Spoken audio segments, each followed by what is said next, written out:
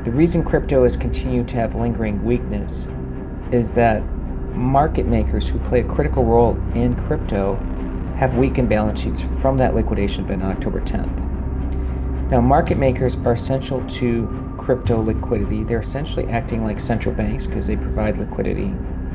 And their pulling back is the equivalent of QT for crypto. So you can imagine crypto is suffering from tightening conditions along with a hawkish Fed. Now, in 2022, when a similar event happened because of FTX, it took 6 to 8 weeks to recapitalize those market makers and for market function to recover. So we're about 6 weeks into this process. At 10:36 a.m., markets hit their peak, and from that point forward, staged a steep decline, ultimately dropping 3.5% from intraday high to the close, finishing the day down roughly 1.6%. The question on everyone's mind: why did markets collapse despite great Nvidia numbers? Tom Lee explains that market moves are not always tied to a single obvious catalyst. Sometimes it's a combination of psychological, political, and liquidity-based triggers converging simultaneously. And on this particular day, 5 major factors played a role. Please take a little time to like this video, subscribe to the channel, and turn on post notifications for more videos like this. You can also check out our other videos on cryptocurrencies and the overall digital asset space and drop your comments and observations in the comments section below. Everything you do helps with the YouTube algorithm and immensely contributes to the channel's growth. Thanks and enjoy the video. Equities had a disappointing day. Nvidia reported good results and stocks initially rallied 2% at the open, but at 10:36 a.m., markets peaked and staged a pretty sizable decline with a 3.5% decline into the close. And that took us down 1.6 for the day. Now, again, I think many people are disappointed because Nvidia had great numbers. So what caused this reversal? Well, it's not always clear why stocks fall, but we do think there are 5 possible explanations for this.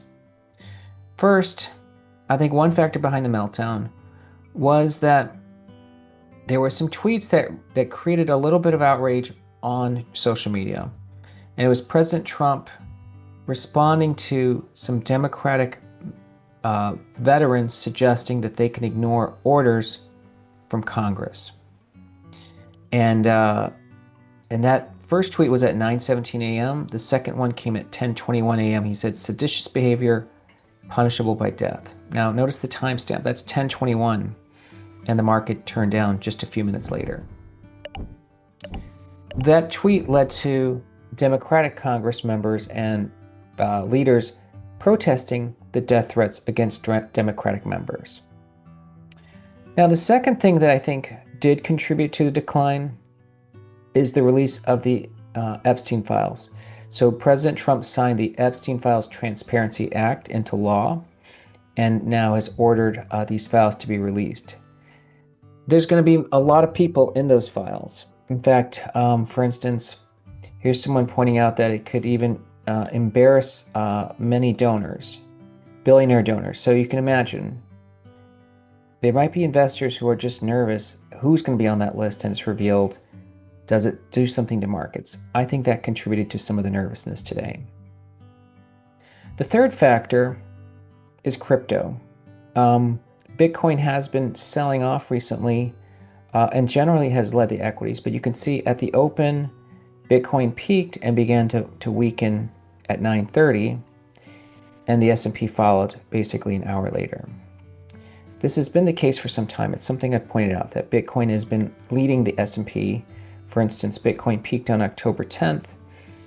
That's right before we had that liquidity shock, which ended up being the biggest liquidity shock in the history of crypto, wiping out more than 2 million accounts.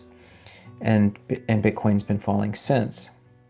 But as you can see here, this has led to the S&P spider peaking on October 29th.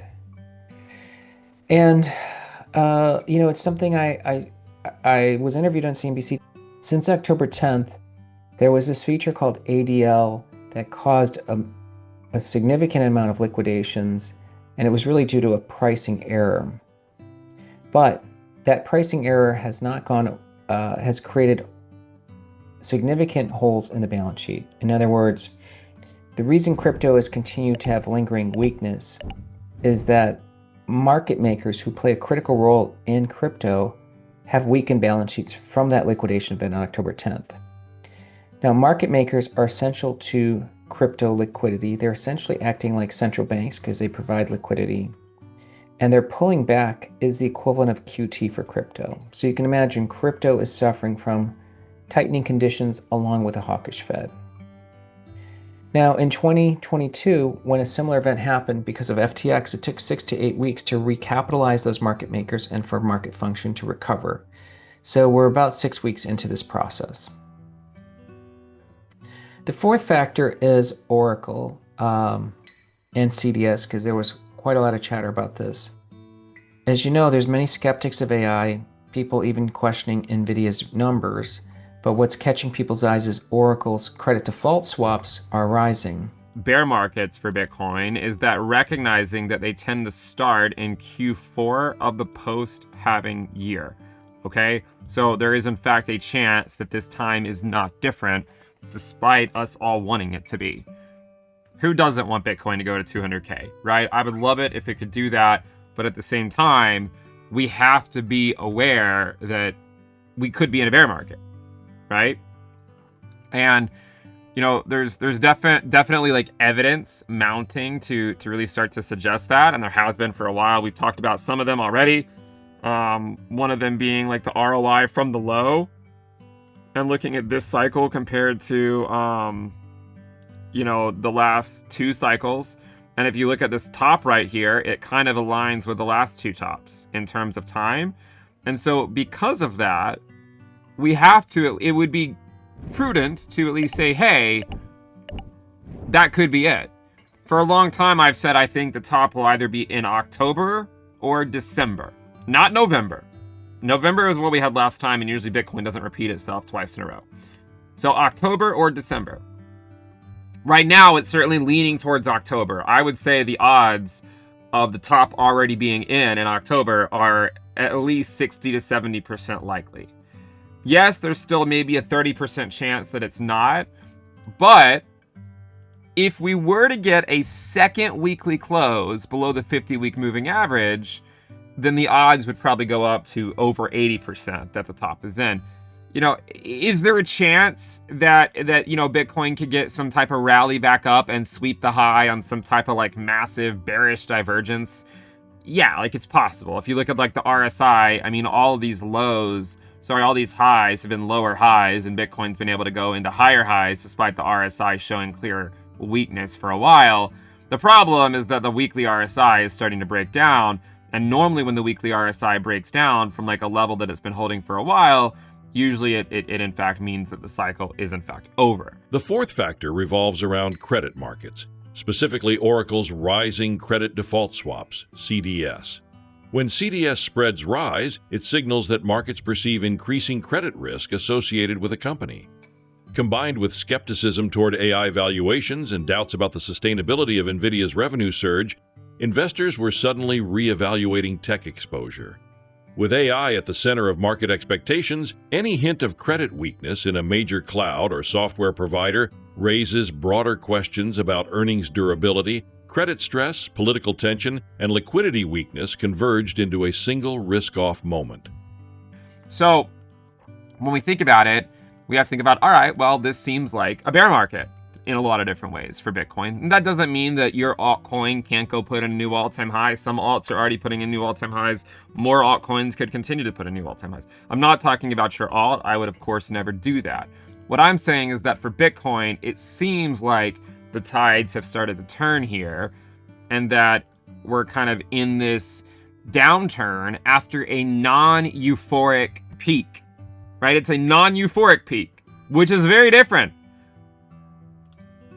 from the 2013 peak, the 2017 peak, and the 2021 peak. So in one sense, this time is not different in the fact that it seems like the top's occurring at the same time that it always does, and that's Q4 of the post-halving year.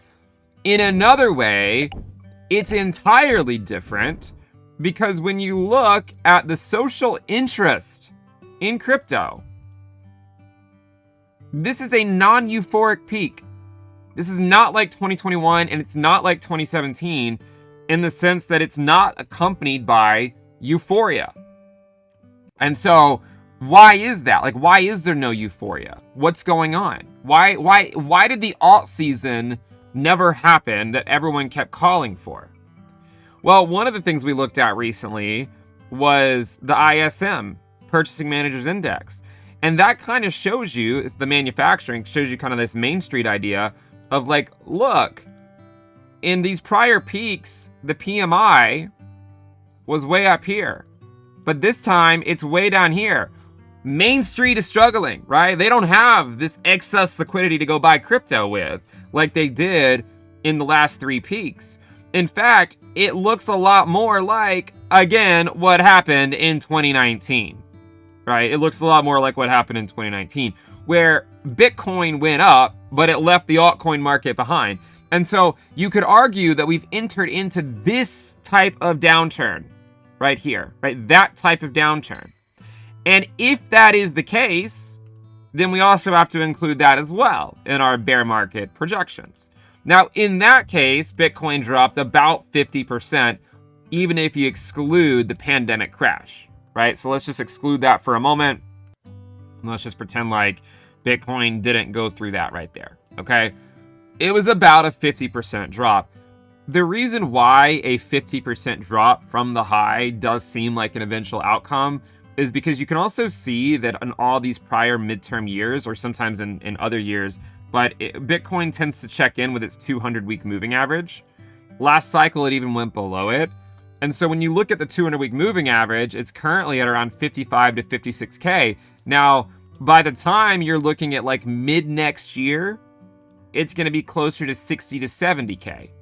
You know, if you like look at where it is on that line, you can see how it'll be between, say, 60 to 70K. I need to sneeze. I'm not going to edit it out. But that's what I'm looking at. Because when 2019, that's exactly the type of drop it got. Exactly the type of drop it got. In fact, if you take a bar pattern on this 2019 top, I can do better than that. And you line that up, right? If you look at that and you just kind of come over here, you can kind of see what I'm talking about, right? Like, you know, it's possible for Bitcoin to bounce back up in here, maybe even go back to 100K a couple of times, but eventually it seems like, you know, by May or something, it's going to find itself between 60 and 70K. Now, if you ignore the 2019 bear, or if you want to include the pandemic drop, you could argue that Bitcoin did in fact drop about 70%. I am under the assumption right now, and maybe I'll change my mind, but I'm under the assumption right now that we are in this type of a bear market. And the reason is because we are coming off a non-euphoric top. You can have bear markets off non-euphoric tops, just like 2019 showed us. But if it is a bear market off of a non-euphoric top, then the nature of the bear market might be very different than a bear market coming from a euphoric top. If it is the same, and it doesn't matter whether it's met on euphoria or not, if it is the same, then you still want to look at a chart like this, which shows the ROI of Bitcoin as measured from the peak. The market's abrupt reversal was not due to a single event, but rather a convergence of political shockwaves, credit market stress, crypto liquidity failures, and broader structural weakness in global risk assets. Nvidia's incredible earnings were simply not enough to counteract these weighty macro forces. Tom Lee's analysis reminds us that markets react not only to fundamentals, but to liquidity and sentiment. Bitcoin remains a powerful leading indicator for equity markets. Political uncertainty continues to shape investor risk tolerance.